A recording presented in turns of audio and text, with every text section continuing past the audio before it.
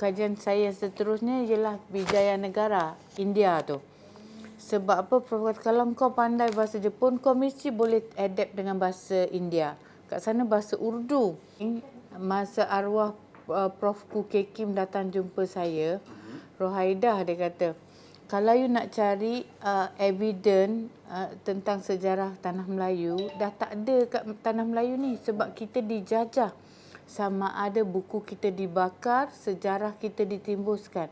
Jadi kita kena pergi luar negara, cari di muzium-muzium Portugal mana, baru kau dapat sejarah kau macam mana.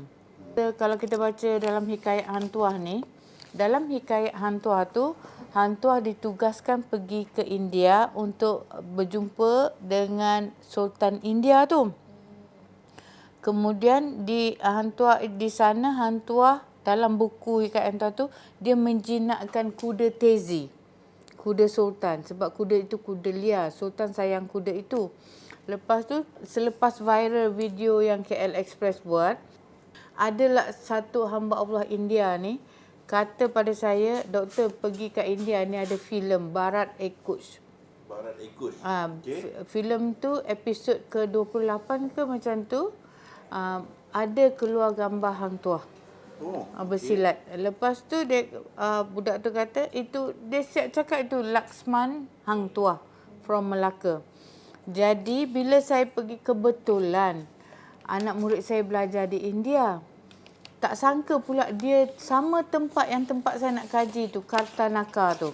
Dia belajar kedoktoran, Dr. Fazrul namanya, Fazrul Halim. Jadi Fazrul lah bawa kami ke Kartanaka ni, di runtuhan Hampi. Ni satu runtuhan tau. Jadi di situlah kita nampak ada lelaki menjinakkan kuda Tezi dekat dinding batu tu kan. Kalau kita tengok kuil India kan berketuk kan. Lelaki tu bertanjak. Sekali pegawai Kementerian Tourism dia cakap, this is man from Malacca. You see the horse is from Arab, come to India, and this man from Malacca sit on the horse. Ni meriam kita di India tu. Di situ ada istana Sultan yang dah muram tau. Istana Sultan tu, Sultan India ni, dia dulu Muslim. Portugis dah nak takluk Goa ni untuk mengkristiankan orang Islam. Jadi orang Islam sana tak nak masuk Kristian, dia tangkap semua, dia atur semua 6,000 rakyat India tu depan Sultan, slaughtered. Sembelih orang rakyat depan Sultan. Apa perasaan Sultan masa tu kan? Takkan dia nak buang agama dia sebab rakyat dia. Jadi Sultan kemudian, rakyat seorang tak nak pindah agama, Sultan pun tak nak pindah agama, rakyat dia bunuh dulu depan Sultan, kemudian Sultan dibunuh. Kuatnya agama, pegangan agama Islam Sultan Goa tu dulu. Kalau kita kata kejatuhan Islam ni kan, mula kita tengok sebab apa? Kejatuhan India, lepas tu kejatuhan Uthmaniyah. Semua berlaku. Lepas tu dalam buku ini, buku Wijayanagara ni, satu advantage saya bukan nak menjual buku. Saya mensertakan buku Alfonso de Albuquerque di belakang ni. Macam mana Albuquerque tangkap menakluk Melaka. Kehebatan Melaka semua Alfonso ceritakan. Ada banyak senjata di Melaka. Dia dia menahan kota Melaka ini subuh. Kenapa subuh? Sebab di subuh hari Sultan menjadi imam bagi solat subuh pada tenteranya. Yang jaga tempat simpan senjata semua orang Islam. The mosque dia kata. Orang Islam jaga tempat simpan senjata. Jadi bila mereka sembahyang berjemaah, tempat simpan senjata mesti tak ada orang jaga kan. Jadi nak hubung antara masjid dengan tempat simpan senjata adalah jambatan. Dia runtuh, dia bom jambatan. Tak dapatlah Sultan nak pergi ambil senjata. Jadi dia orang berlawan dengan keris, dengan pedang yang ada di pinggang ajalah. Itu yang dia orang kata sejarah orang Melayu lawan keris dengan tu. Macam mana nak lawan? Tapi sebab apa? Sebenarnya Yang dia takluk ketika itu adalah kali kedua. Yang pertama berlawan orang Al-Buqa dah surrender. Kenapa surrender? Sebab meriam kita canggih, pemegang dia kiri dan kanan. Jadi dia kalah sebab apa? Kita dah lah orang Melayu ni laju kejar dia.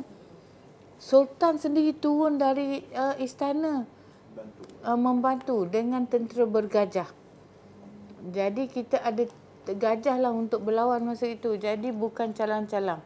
Dalam buku Alfonso ni, sepatutnya Alfonso tu tawan Mekah pada tahun tapi sebab pada 1509 Lopez de Esquerra masa dia nak serang Melaka kali pertama itu, dia tewas. Jadi dia ditahan, 19 orang dia ditawan.